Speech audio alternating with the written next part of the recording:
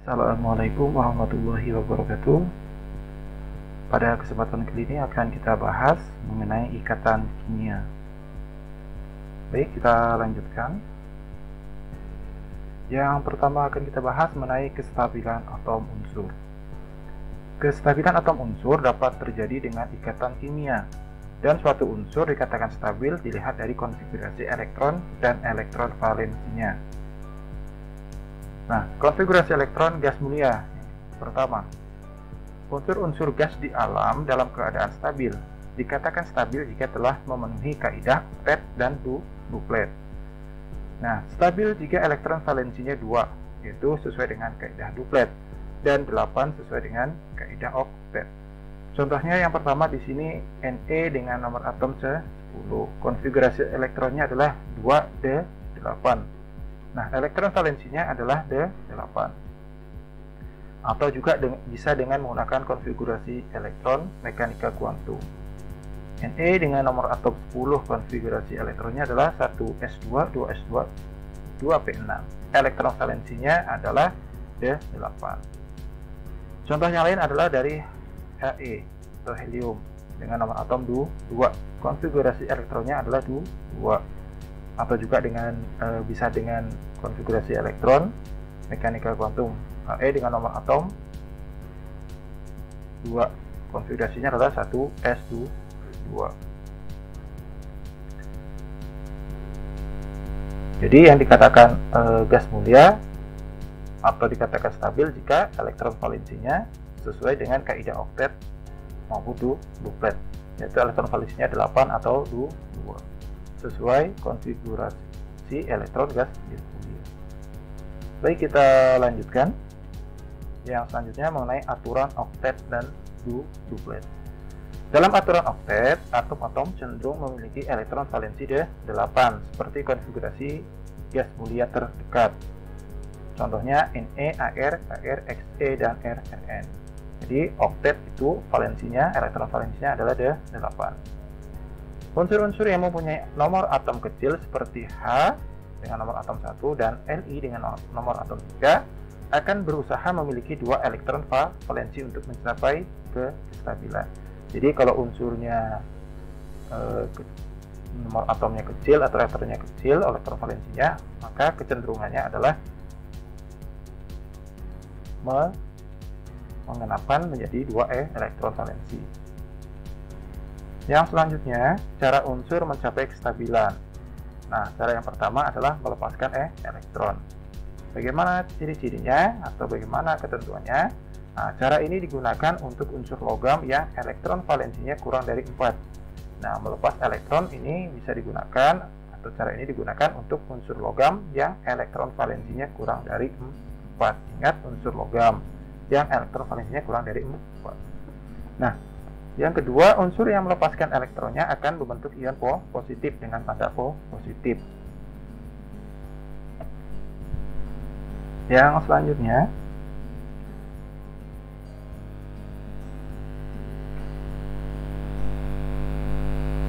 contohnya bagaimana?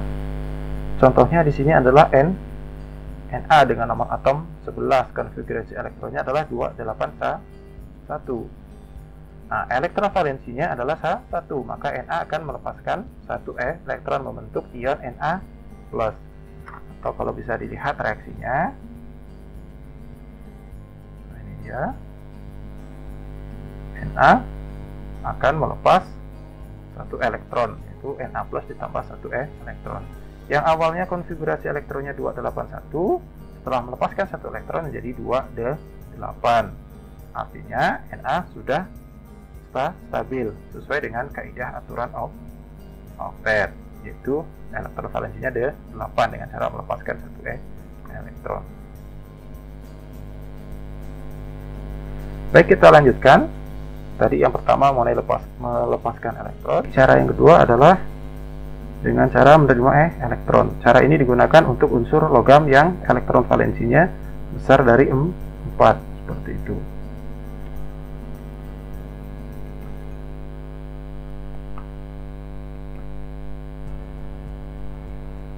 Yang kedua, Ciri-cirinya unsur yang melepaskan elektronnya akan membentuk ion negatif. Contohnya di sini adalah oksigen dengan Cl. Oksigen dengan nomor atom 8, konfigurasi elektronnya 2, 6. Elektron valensinya 6. Akan menerima 2 elektron. Ini dia reaksinya, oksigen ditambah dengan 2 elektron menghasilkan ion oksigen dengan muatan 2 elektron. Pada awalnya konfigurasi elektronnya adalah 2, 6. Kemudian setelah menerima 2 elektron, konfigurasinya adalah menjadi 2d8. Maka elektron valensinya sudah mencapai oktet seperti itu. Begitu juga dengan Cl. Di sini Cl dengan nomor atom 17. Konfigurasi elektronnya adalah 287. Elektron valensinya 7, maka akan menerima elektron 1 elektron. Reaksinya adalah Cl ditambah dengan 1 elektron akan menghasilkan ion Cl dengan muatan elektron 1 elektron seperti itu.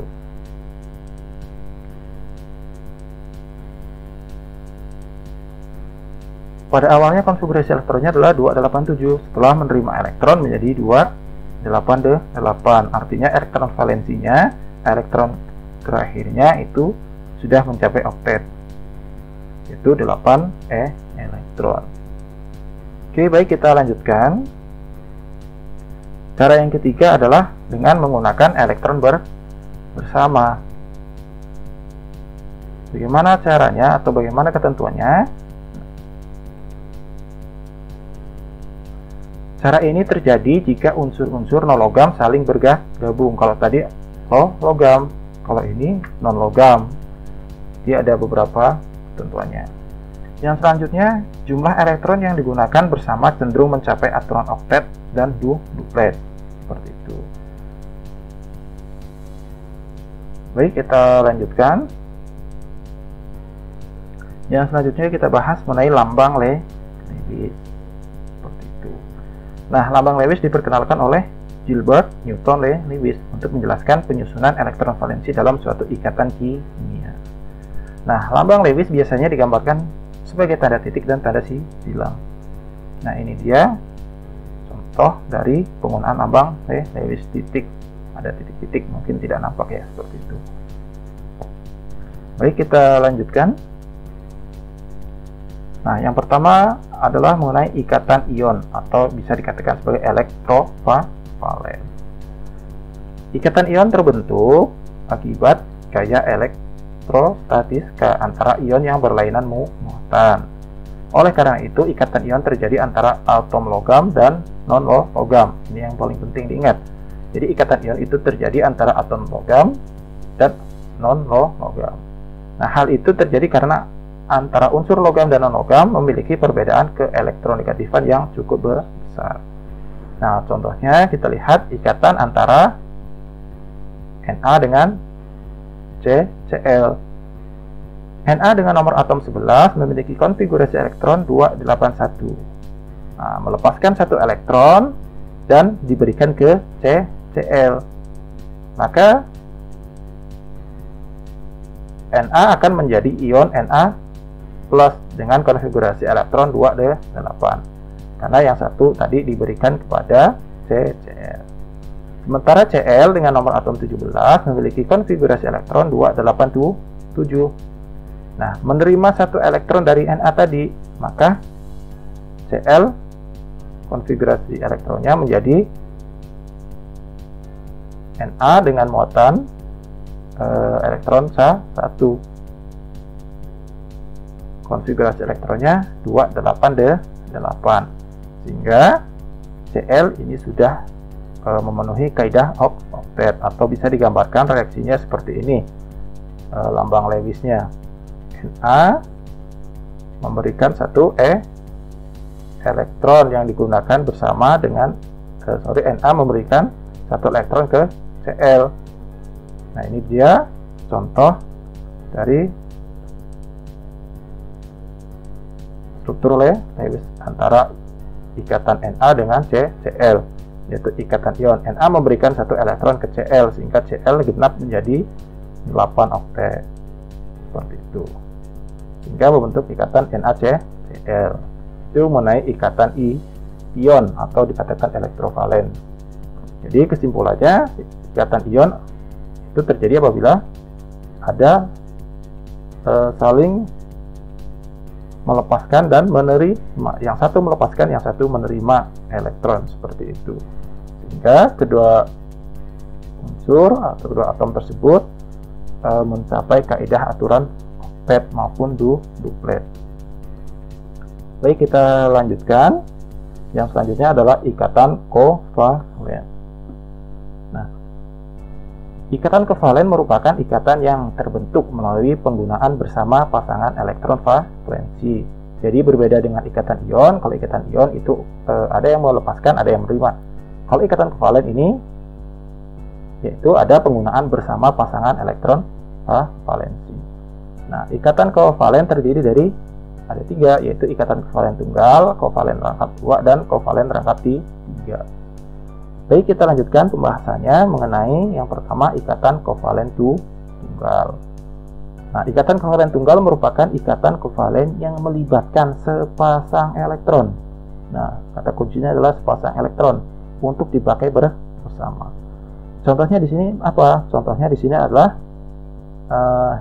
H atau atom hidrogen dengan nomor atom 1 berikatan dengan hidrogen dengan nomor atom 1. Konfigurasi elektronnya adalah 1. Nah, ini dia contoh penulisan struktur Lewisnya.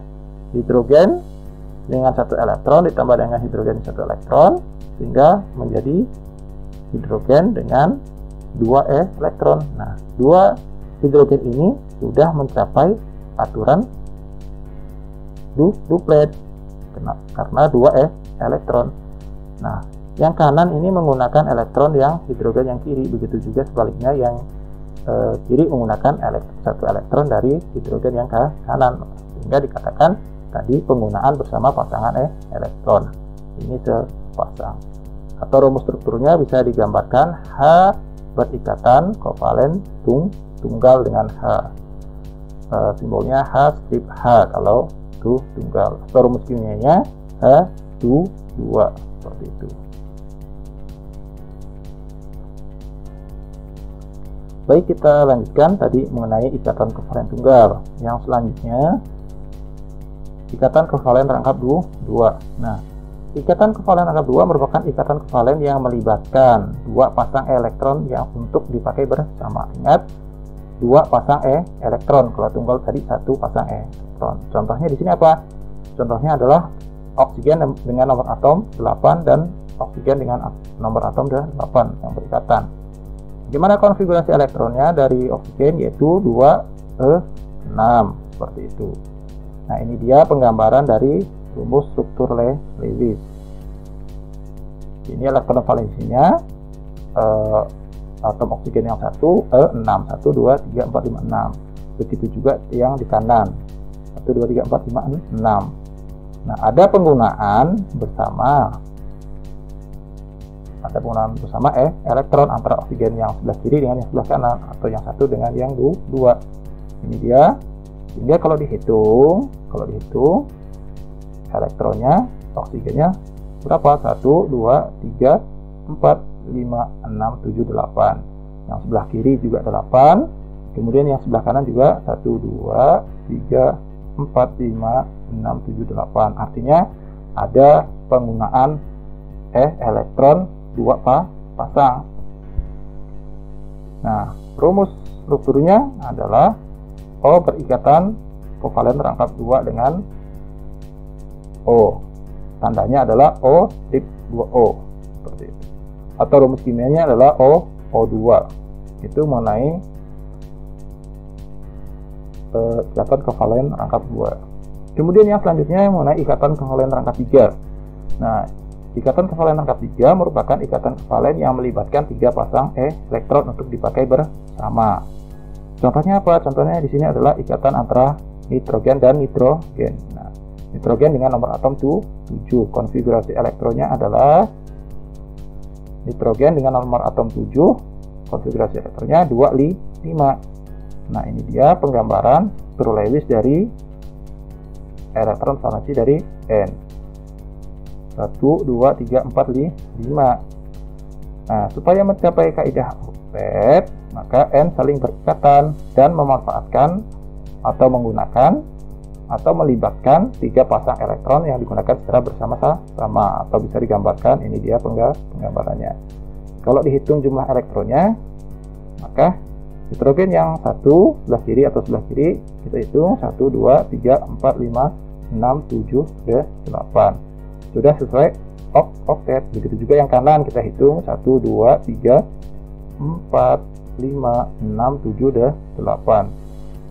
Artinya elektron digunakan oleh 2 atom atau 2 unsur secara bersama-sama. Di sini yang digunakan adalah jumlahnya 3, yaitu 1, 2, 3, seperti itu.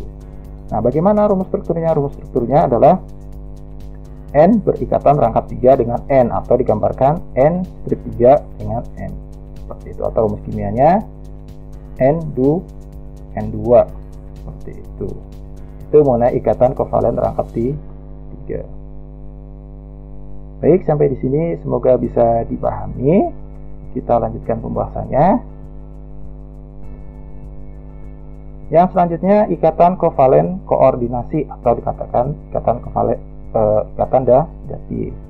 Nah, merupakan ikatan kovalen yang terjadi apabila elektron yang dipakai bersama hanya berasal dari salah satu atom penyusunnya. Ingat, kalau tadi elektron kovalen tunggal, rangkap 2, rangkap 3 itu digunakan secara bersama-sama. Sementara kovalen koordinasi atau datif ini terjadi apabila elektron yang dipakai bersama hanya berasal dari salah satu atom. Nah, contohnya di sini adalah ikatan antara S dengan O.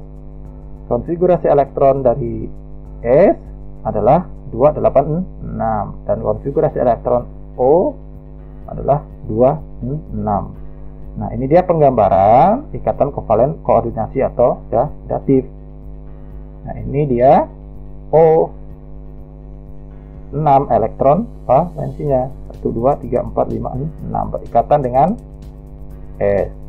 1, 2, 3, 4, 5, 6, S juga 6. Nah, ini dia penggambaran ikatan koordinasi. Mana yang dikatakan ikatan kovalen? Ini ikatan kovalen rangkap 2. Sementara ikatan kovalen koordinasinya mana? Nah, ini dia antara O yang ini dengan S. Seperti itu. Kalau dihitung S berapa? S tadi elektron valensinya 1, 2, 3, 4, 5, 6 berikatan kovalen rangkap 2 dengan O yang di sini. Kemudian O yang di sini berikatan koordinasi. Kenapa? Karena elektronnya hanya berasal dari S saja. Ini disimbolkan dengan tanda X atau tanda silang.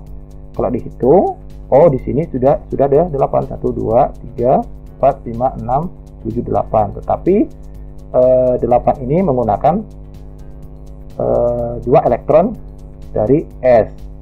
Sementara S di sini tidak menggunakan elektron yang dari O, sehingga dikatakan sebagai ikatan koordinasi. Begitu juga dengan yang di bawah sini. Itu juga dikatakan ikatan kovalen koordinasi. Atau rumus strukturnya bisa dilihat. O tadi berikatan rangkap 2 dengan S, sementara S berikatan koordinasi dengan O. S berikatan koordinasi dengan O. Simbolnya adalah tanda panah, seperti itu. Baik, itu mengenai ikatan kovalen, baik ikatan kovalen tunggal, rangkap 2, rangkap 3, maupun ikatan kovalen koordinasi. Baik, kita lanjutkan ke pembahasan selanjutnya.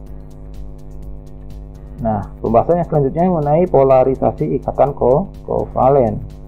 Nah, yang pertama ikatan kovalen polar. Ikatan kovalen polar terjadi apabila pasangan elektron ikatan tertarik lebih kuat ke salah satu atom yang diakibatkan oleh perbedaan keelektronegatifan antara suatu zat yang berikatan.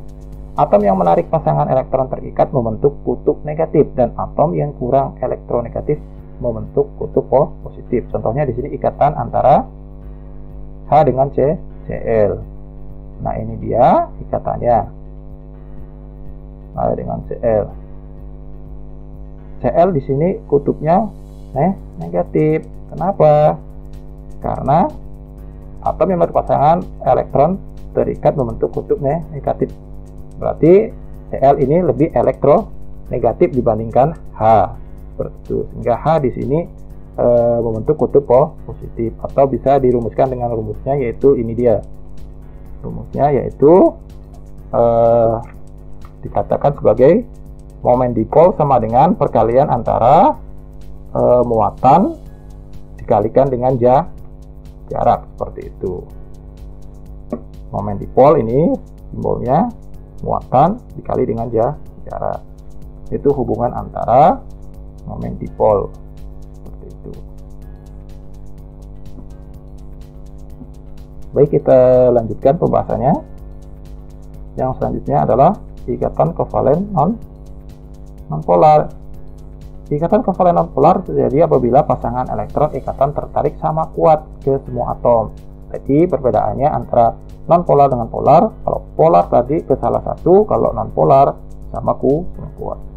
Nah, cara menentukan polar atau tidak polarnya suatu molekul bagaimana? Yang pertama, jika mengandung dua atom, ciri-cirinya non-polar jika atomnya sejenis, contohnya H2O2 dan sebagainya. Ini dia.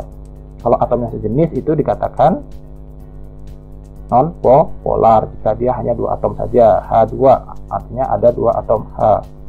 Nah, atomnya sejenis, sama-sama ikatan antara H dengan H, O dengan O. Polar jika kedua atom tidak sejenis, contohnya HCl, HBr dan sebagainya. Nah, bagaimana dengan yang poliatom? Yang poliatom jika non-polar jika atom pusat tidak mempunyai pasangan elektron bebas, maka bentuk molekul simetris sehingga pasangan elektron ikatan tertarik sama kuat ke semua atom. Contohnya adalah ikatan antara CH4. Mari kita lihat bersama.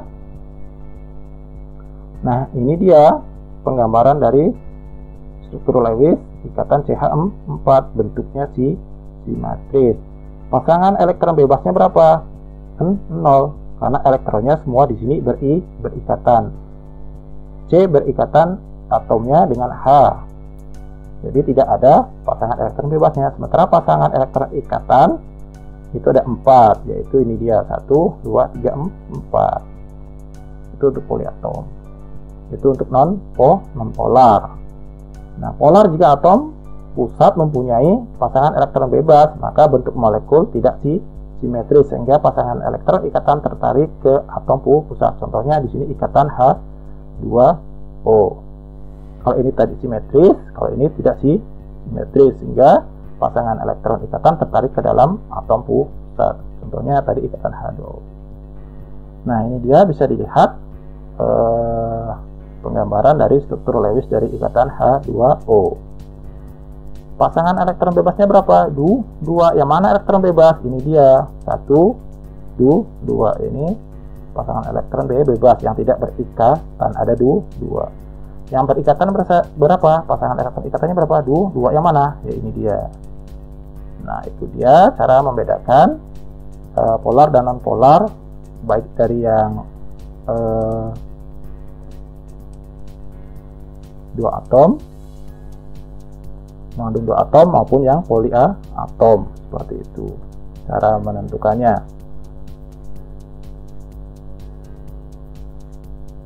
Baik, kita lanjutkan yang selanjutnya. Senyawa kovalen polar, ciri-cirinya apa? Ciri-cirinya yang pertama, larut dalam pelarut polar. Itu apa?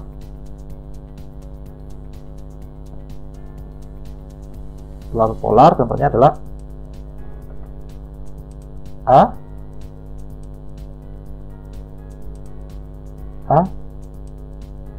air. Kemudian ada momen dipol, dipengaruhi oleh medan magnet. Bentuk molekul tidak simetris. Titik berat muatan positif dan negatif tidak berimpit. Kemudian yang selanjutnya senyawa kovalen non polar, ciri-cirinya umumnya tidak larut dalam pelarut air. Kalau yang polar tadi larut dalam pelarut polar atau pelarut air. Itu perbedaan polar dengan non polar. Kemudian yang kedua di sini momennya non dipol. Tidak dipengaruhi oleh medan magnet. Bentuk molekul simetris. Titik berat muatan positif dan negatif berimpit. Itulah perbedaan antara senyawa kovalen polar dengan non polar. Kalau ini larut dalam air, sementara yang non polar tidak larut dalam pelarut air.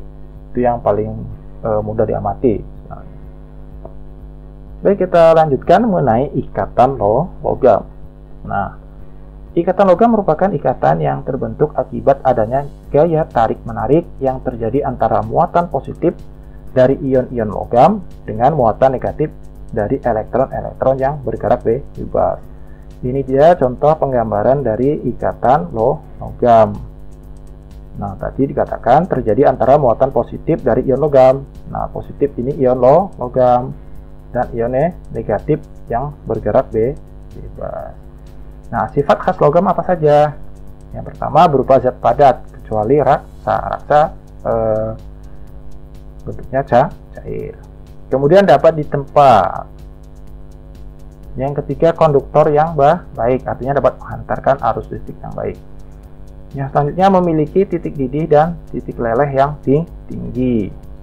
Yang selanjutnya mempunyai permukaan mengkilap. Itu merupakan beberapa sifat khas dari logam. Nah, yang selanjutnya akan kita bahas mengenai pengecualian aturan oktet. Jadi ada pengecualian aturan oktet. Bagaimana? Yang seperti apa? Kita lihat bersama-sama. Terdapat pengecualian dan kegagalan aturan oktet pada beberapa senyawa. Artinya, pusat senyawa mempunyai lebih besar atau kurang dari 8 elektron. Contohnya yang pertama, senyawa yang tidak mencapai aturan oktet. Nah, senyawa tersebut meliputi senyawa kovalen biner sederhana dari Be, B dan AR. Ini contohnya ikatan antara Be dengan Cl membentuk BeCl2. Silakan diperhatikan ikatan atau struktur Lewisnya. Di sini Cl mencapai aturan oktet 1, 2, 3, 4, 5, 6, 7, 8. Namun demikian yang Be ini tidak mencapai aturan oktet maupun duplet. Kenapa? Be di sini elektronnya 4, 1, 2, 3, 4. Sehingga dikatakan sebagai pengecualian aturan oktet. Sini Be hanya memiliki 4 elektron. Tidak mencapai kaidah oktet maupun duplet. Kalau duplet ini berlebih, kalau oktet ini kurang. Seperti itu. Itu pengecualian aturan oktet yang tidak mencapai aturan oktet. Yang selanjutnya senyawa dengan jumlah elektron valensi ganjil. Contohnya apa? Contohnya di sini ikatan antara NO2 mempunyai elektron valensi N itu 5, O itu 6 karena O nya ada 2 sehingga 5 ditambah 6 ditambah 6 elektron valensi senyawa dari NO2 adalah 17. Kalau digambarkan seperti ini struktur Lewisnya. O itu sampai ke oktet 1, 2, 3, 4, 5, 6, 7, 8. Begitu juga O yang sebelah sini juga sampai 8. Artinya sesuai kaidah oktet 1, 2, 3, 4, 5, 6, 7, 8. Namun demikian N tidak sampai mencapai kaidah aturan oktet.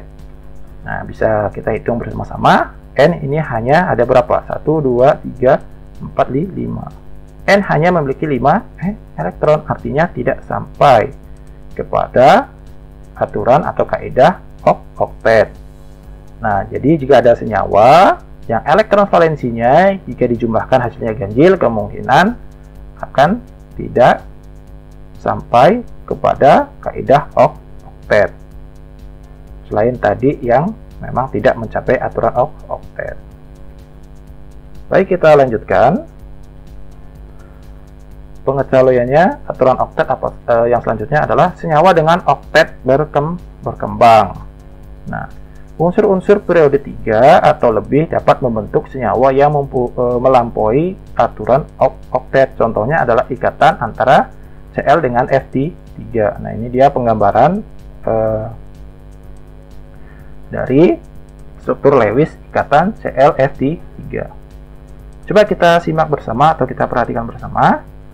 Di sini ada F, F, dan F. Kita hitung F ada berapa? 1, 2, 3, 4, 5, 6, 7, 8. F di sini sudah sesuai kaidah aturan oktet sampai 8 elektron. Begitu juga yang di sini.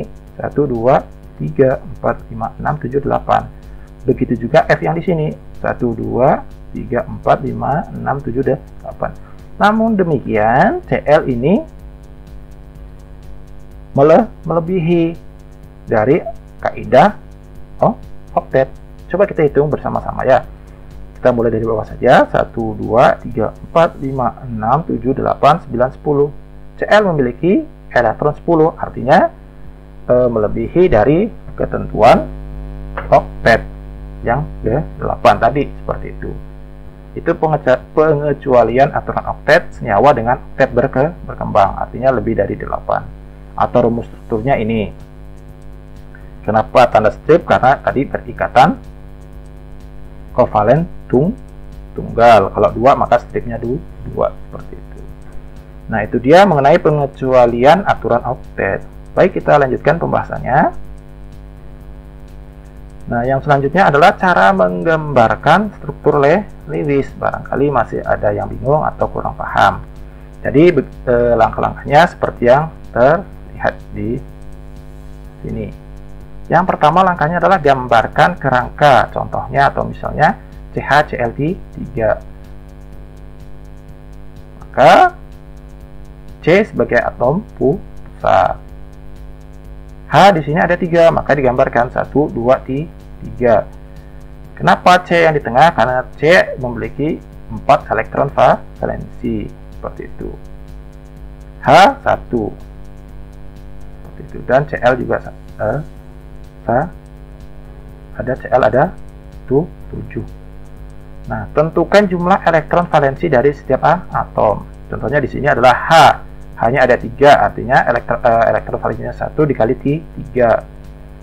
C itu elektron valensinya 4. Cl elektron valensinya 7. Kemudian dijumlahkan 3 ditambah 4 ditambah 7, artinya 7 ditambah 7 sama dengan 14. Jadi semua elektron valensi dari CH3Cl adalah 14. Langkah yang selanjutnya adalah berikan sepasang elektron pada tiap ikatan. Tadi ini sudah ada kerangkanya. Berikan sepasang elektron. Nah, ini dia sepasang. H dengan C, H dengan C, H dengan C, dan Cl dengan C. Sepasang. Ini sepasang, ini sepasang, ini sepasang, ini sepasang. Berikan sepasang elektron pada tiap ikatan. Yang selanjutnya,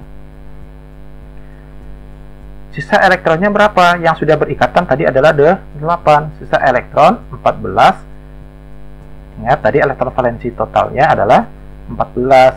Yang sudah digunakan 8. Sehingga sisa elektronnya 14 dikurang 8 sama dengan 6.